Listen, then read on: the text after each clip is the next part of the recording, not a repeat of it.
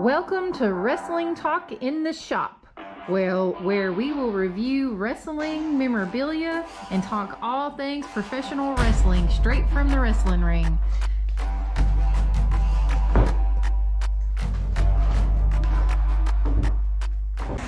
Hey guys, this is Jonathan from Wrestling Talk in the Shop, and today we're going over the first Memorial Parade of Champions from Texas Stadium. This was in memory of David Von Erich.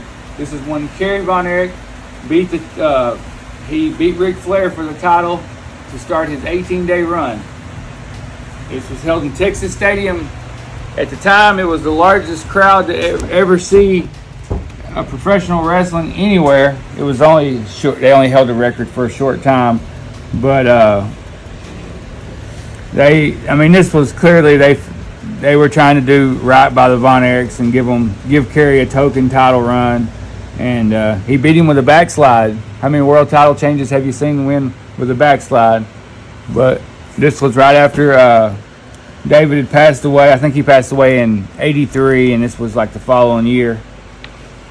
There's a nice shot of Kerry. Didn't even really look like this when this match took place. I don't know where they got these titles from or these pictures from, but there it is. I'll let Lindsay read this thing today. You want to read? Today has to be one of the most exciting, meaningful, and emotional events to ever occur in the Von Erich family, with this great parade of champions in love and memory of David Von Erich, and Kerry wrestling for the World Heavyweight title against champion Ric Flair. Plus, Kevin and Mike teamed with Fritz to challenge the Freebirds for their American Tag Team title. It could be nothing but monumental impact on not only the Von Erich family, but all over the world. What a night it was when Kevin made the announcement in Fort Worth that his brother Kerry would be the man to challenge Flair for the world title. On May 6th. Several weeks later, Fritz announced that the National Wrestling Alliance ruled in favor of a request by Von Erich family that if Ric Flair should attempt to disqualify himself merely to hold on to his title, Kerry will automatically be the winner and new World Heavyweight Champion, of course. Ric Flair has protested several times to the NWA, but they will not reverse their decision for the main reason that Flair has a strong past history of getting himself disqualified at a time in the match where his defeat is almost inevitable.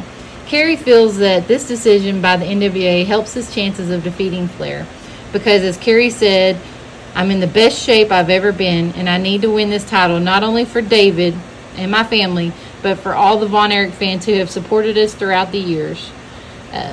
Not only will Kerry have the home advantage over Flair today, marks the highest attendance ever for professional wrestling events, and over 30,000 of these people in attendance are Von Erich fans, and most of all could help this great family celebrate the most victorious days in their legendary careers.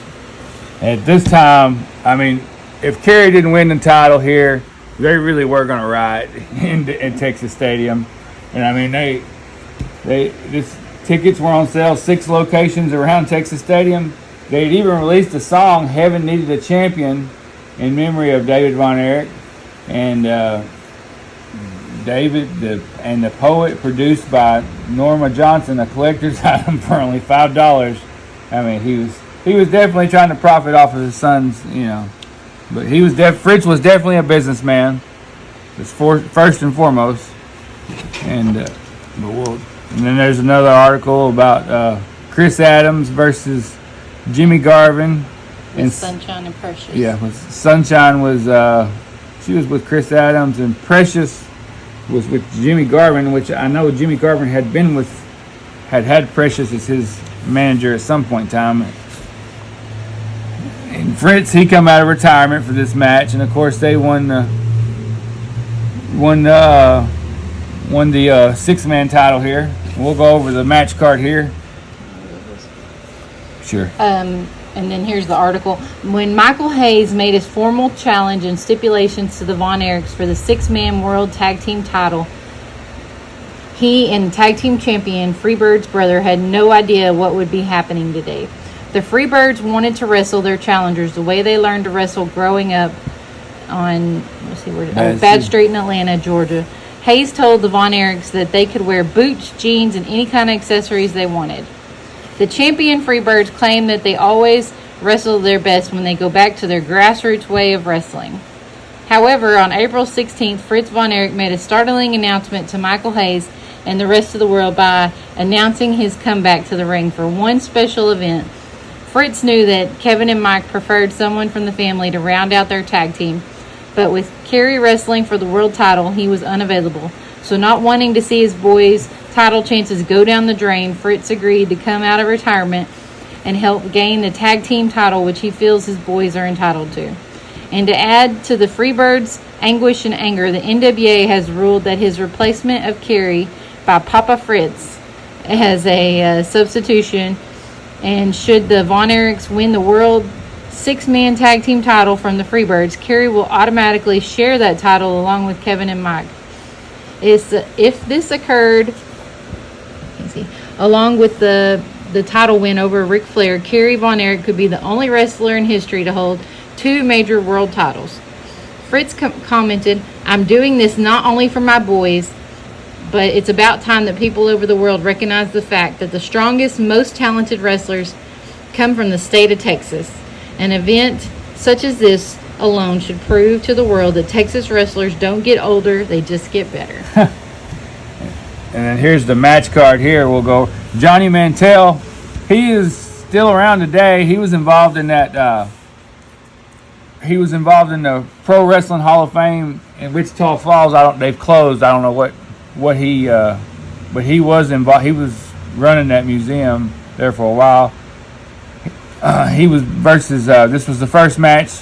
Kelly Kaniski, and Kelly Kaniski won. And then the Junkyard Dog versus the Missing Link. The Junkyard Dog won. Of course, the Junkyard Dog won. And in the American Tag Team title match, you had the Super Destroyer 1 and Super Destroyer 2 versus Iceman King Parsons and Rock and Roll Buck Zumoff. And Iceman and Buck Zumoff won the titles. And then the World 6-Man Tag Team title, Michael Hayes, Terry Gordy, Buddy Roberts versus the Von Erichs, Fritz, Kevin, and Mike. Of course, the Von Erichs won. And Kamala, the Ugandan Giant, versus the Great Kabuki with Gary Hart as his manager. Gary Hart was actually working. He wasn't working for. They were in the Carolinas at this time, but they allowed him to come in for the show. And Kabuki won. And then you had the 6th event, Chick Donovan versus Hacksaw Butch Reed, and Butch Reed won. And Dana Rogers, Miss Texas, 1984 American Trilogy. I guess that was, she come out during an intermission. Yeah, I don't know what that was about. And then you had the NWA World Title match, which was not the main event. I don't know why they did that or what. Champion Ric Flair versus Kerry Von Erich. Kerry Von Erich beat him with a backslide. Not their best match. It was a good match. It was more about the moment. And you knew watching the match that Kerry was going to win. Very public. It's all over YouTube. You can watch this event. And then the intermission, then you had a mixed tag team match, Chris Adams and Sunshine versus Jimmy Garvin and the Precious. And Chris Adams and Sunshine won. But I never understood why they put the title match the second, next to last. It wasn't the main event. But, I don't know. To me, a world title match should always be the main event. And there's some different pictures and articles from what was the time. You could join the Von Erich fan club here. I'm not cutting it out to do that, and I'm glad these people didn't either. This is something I've always wanted, one of these promos, one of these programs. There's Jake Roberts, Chick Donovan, and Kanitsky's longest TV champ. This is really pretty good condition. I bought this off Facebook. Only problem, there's a little tape here. I guess somebody had it. And they had this winners circled in the. But I'm proud to own this. And I've seen one on eBay. I seen one on eBay a long time ago, and I should have bought it. But they had some modern wrestlers sign it, and I don't know why they did that. But I'm not a big autograph guy. I'm not. But I'm just proud to own the program, and I'll hang it and frame it and hang it on the wall. But anyway, if you made it this far to the end, we hope you like this, and human interaction is good for the channel. And like and subscribe. Thanks.